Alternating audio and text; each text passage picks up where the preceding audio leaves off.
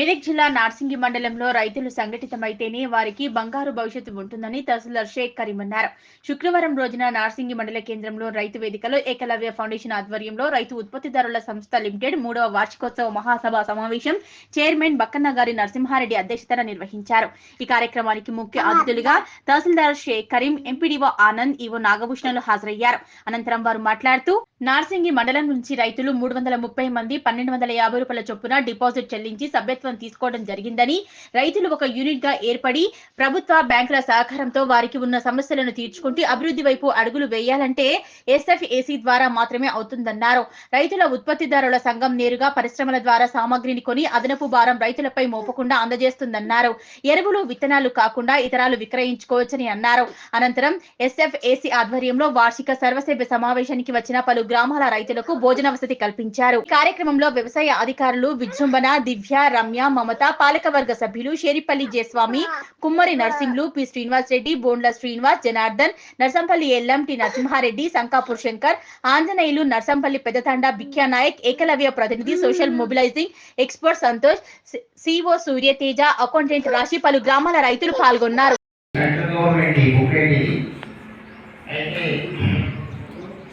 మనము రైతుల గురించి ఎంత చెప్పినా తప్పనే. ఎందుకంటే ఓపెన్ మార్కెట్లో పోయి మనం ఏది తీసుకున్నా ఓపెన్ మార్కెట్లో పోయి సింపుల్గా పోయి మార్కెటింగ్ చేసి మనకు అవసరం ఉన్న అన్ని మనం పోయి.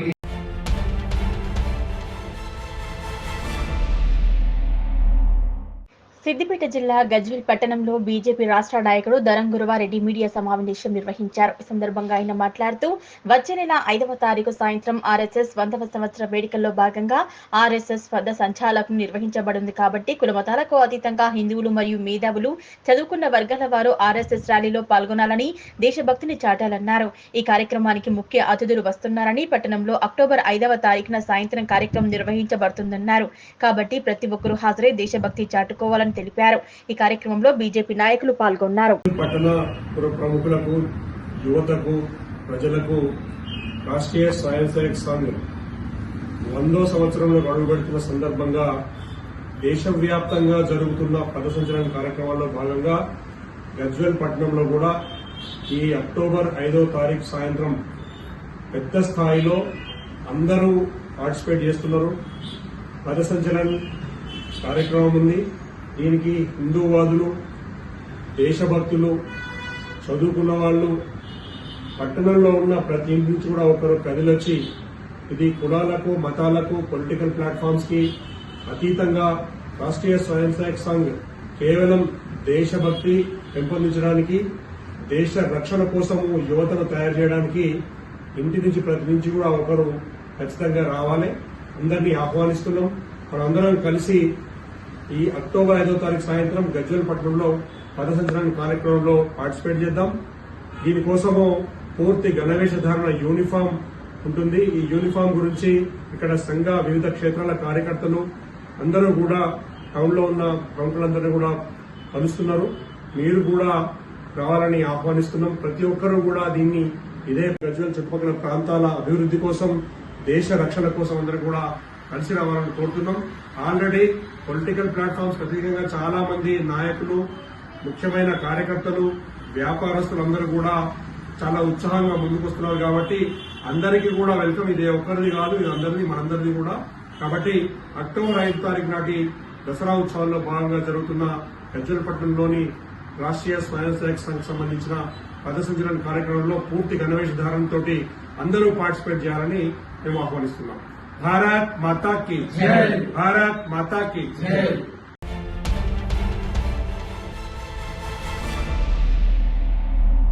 ప్రతి రైతుకు 2 లక్షల లోపు రుణమాఫీలు చేయాలని, రైతు భరోసా నిధులు రైతుల ఖాతాలో జమ చేయాలని రంగంపేట సహకార సంఘం మహాజన సభలో తీర్మానించారు.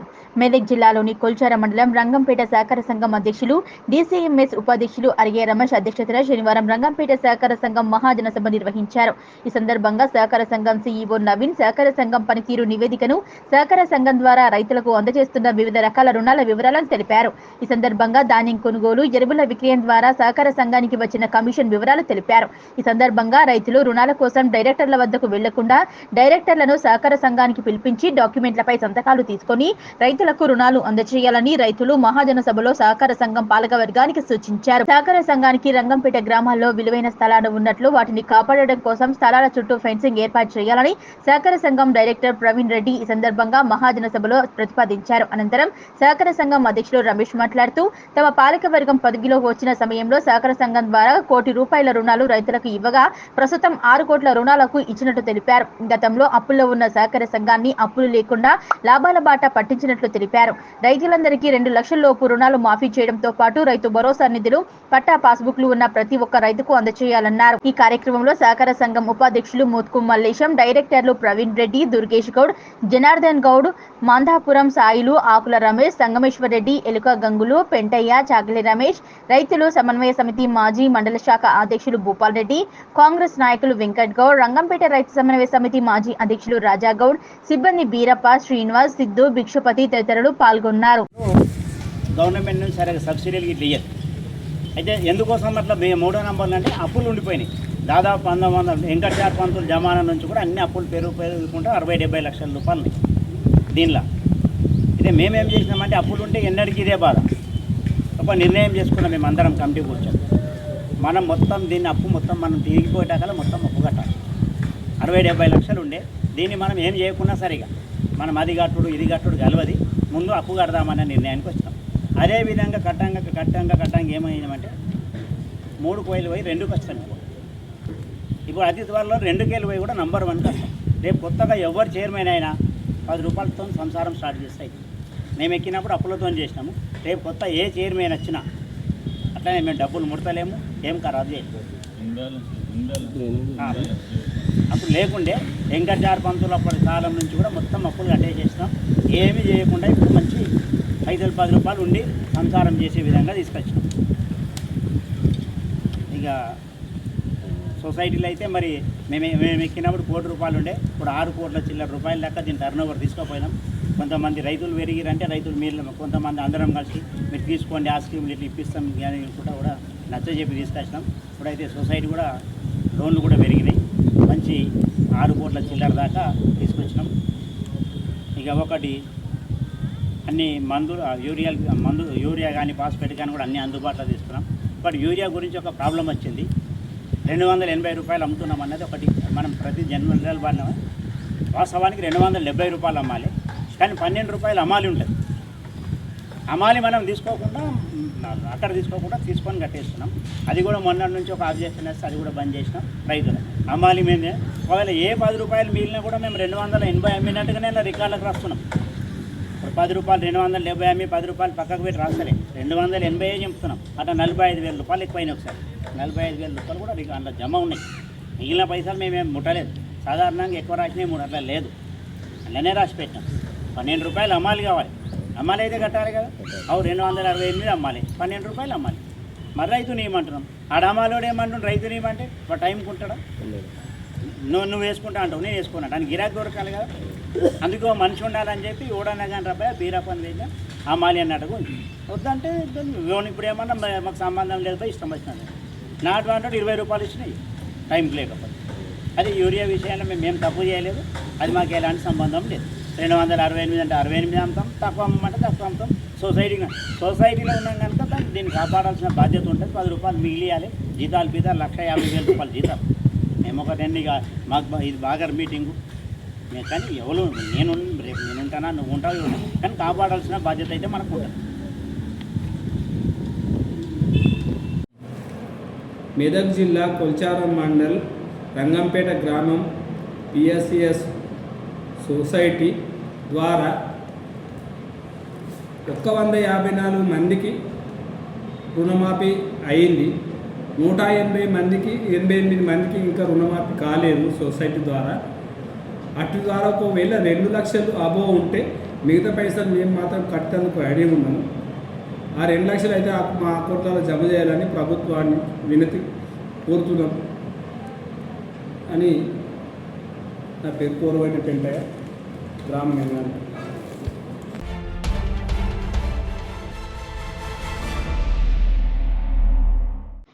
ఈ నెల 30వ తేదీ సోమవారం రంగంపేట రైతు వేదికలో రైతు అవగాహన సదస్సు ఉంటుందని సంగారెడ్డి ఏరువాక కేంద్రం శాస్త్రవేత్తలు రాహుల్ విశ్వకర్మ, డాక్టర్ సరితలు తెలిపారు. మెదక్ జిల్లా కొల్చార మండలం రంగంపేట ప్రాథమిక వ్యవసాయ సహకార పరపతి సంఘం సమావేశ మందిరంలో society chairman, DCMS vice chairman Arige Ramesh Kumar తో కలిసి శనివారం విలేకరులతో మాట్లాడారు.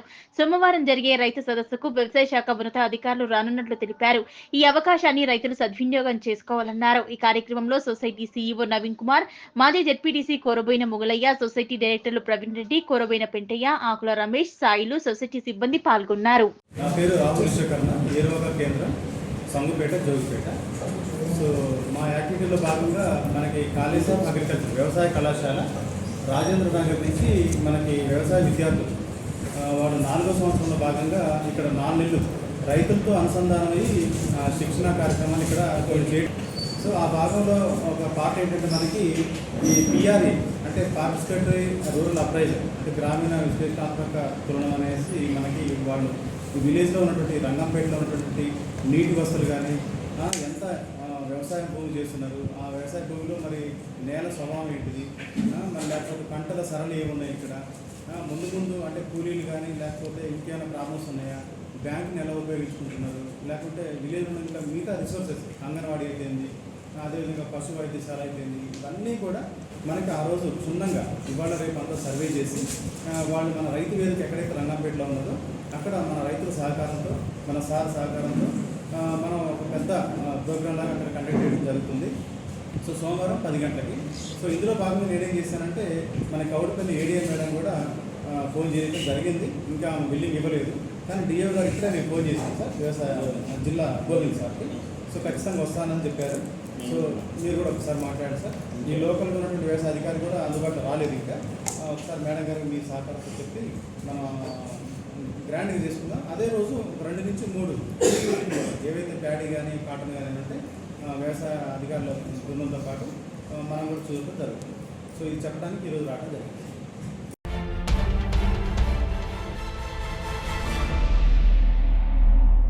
చిన్నశంకరంపేట మండల కేంద్రంలోని కస్తూర్బా గాంధీ బాలికల పాఠశాలలో స్వచ్ఛతా హీ సేవ పక్షోత్సవాల్లో భాగంగా ఎంపీడీఓ దామోదర్ ఆధ్వర్యంలో ఎన్ఆర్ఈజీఎస్ సిబ్బందితో పాటు గ్రామ పంచాయతీ కార్మికులు, కస్తూర్బా పాఠశాల సిబ్బంది శ్రమదాన కార్యక్రమాన్ని నిర్వహించారు.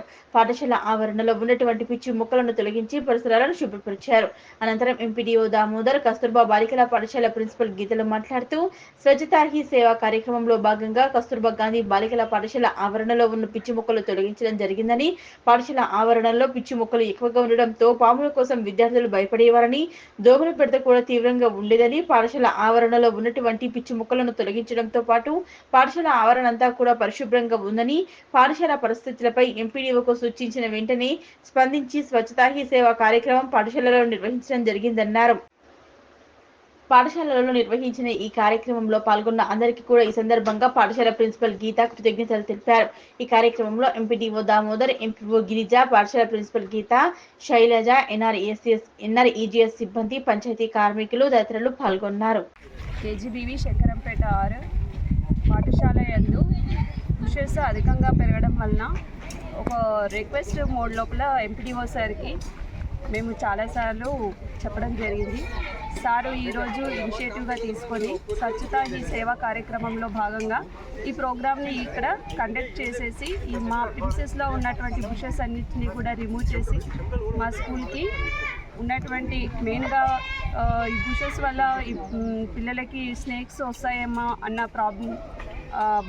భయం ఉండేది మాకు. అలాంటివి అన్ని ప్రాబ్లమ్స్ కూడా ఈ స్వచ్ఛతా ఈ సేవా కార్యక్రమం ద్వారా తొలగిపోవడం జరిగింది.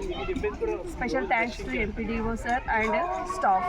స్వచ్ఛతా ఈ సేవలో భాగంగా ఈరోజు శంకరంపేట కేజీబీవీ గర్ల్స్ స్కూల్లో శ్రమదానము నిర్వహించడానికి ఈజీఎస్ సిబ్బంది ముందుకొచ్చారు. వారి ఆధ్వర్యంలో ఇప్పుడు బుషెస్ అంతా తొలగించడం జరిగింది. వాళ్ళందరికీ కూడా ఈ సందర్భంగా నేను మా సిబ్బందికి కూడా కృతజ్ఞతలు తెలియజేస్తున్నా, మా ఈజీఎస్ ఎన్ఆర్జీఎస్ సిబ్బందికి. అలాగే ఈ స్కూల్ ప్రెమిసెస్ చాలా రోజుల నుంచి ప్రిన్సిపల్ గారు చేస్తున్నారు, సఫాయి సిబ్బంది వచ్చి చేస్తున్నారు, కానీ సరిపోలేదు. కాబట్టి ఈరోజు పూర్తి స్థాయిలో ఇక్కడ స్వచ్ఛతా ప్రోగ్రాంలో భాగంగా బుషెస్ అన్ని తొలగించడం జరిగింది.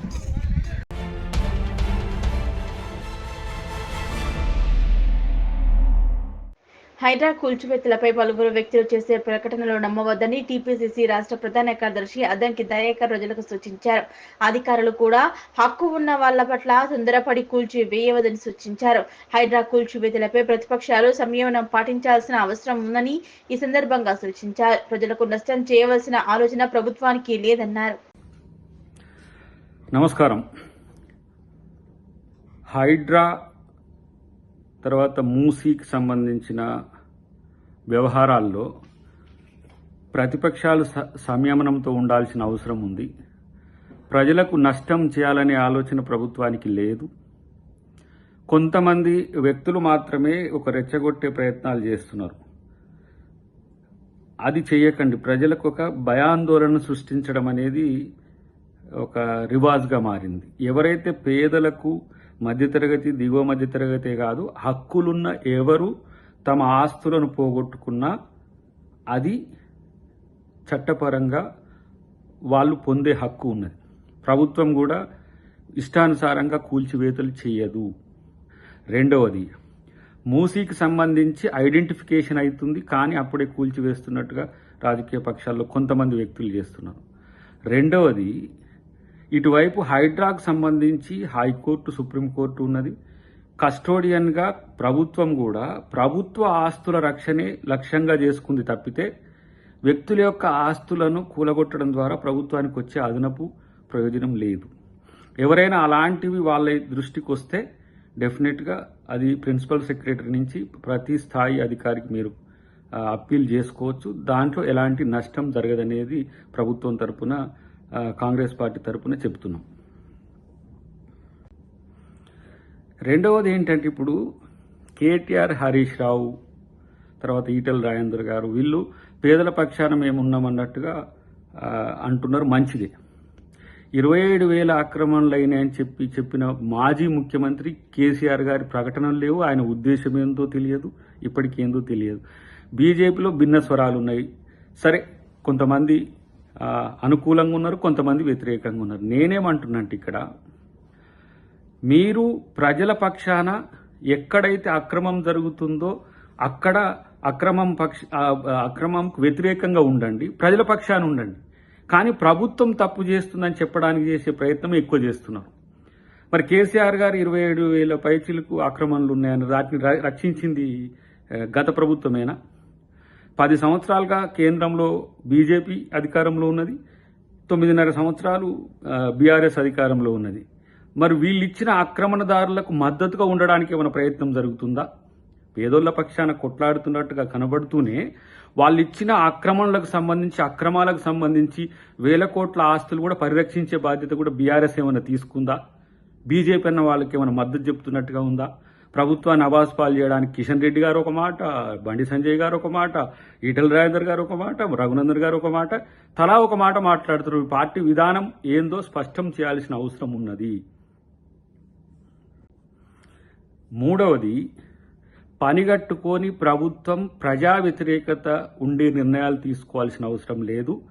ప్రజాపాలన చేస్తున్నామనే, ప్రజల్లో ఆదరణ పెరుగుతుందనే ఉద్దేశంతోనే రేవంత్ రెడ్డి గారిని లక్ష్యంగా చేసుకొని కాంగ్రెస్ ప్రభుత్వం తీసుకుంటున్న నిర్ణయాల్ని వ్యక్తిగతంగా రేవంత్ రెడ్డి గారికి ఆపాదించడం ఒక చర్చ అయితే, కేంద్ర ప్రభుత్వ చట్టాలను అనుసరించే చేస్తుంటే బీజేపీ కూడా రాజకీయాలు చేస్తున్నది.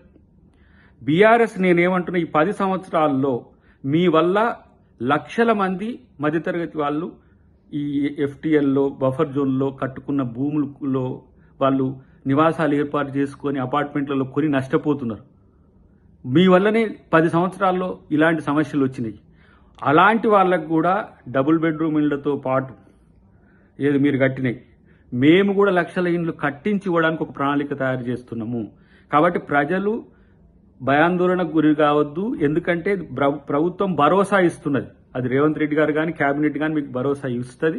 డెఫినెట్గా కాంగ్రెస్ పార్టీగా మేము కూడా అధికారులను వినియోగించేది ఏంటంటే, ఎలాంటి నోటీసులు లేకుండా, లేకపోతే పీడితుల దగ్గర ఎక్కడైతే దళితులు, బడుగు బలహీన వర్గాలు ఉన్నారో వాళ్ళ దగ్గర కూల్చివేతల విషయంలో మీరు నిర్ణయం తొందరపడి తీసుకోకండి.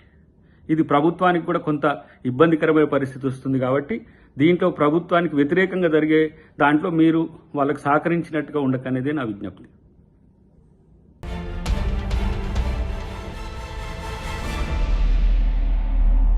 ఎంకిపెల్లి సుబ్బిచావుకు వచ్చిందన్నట్లుగా ఉంది నేషనల్ హైవే అథారిటీ అధికారుల పనితీరు.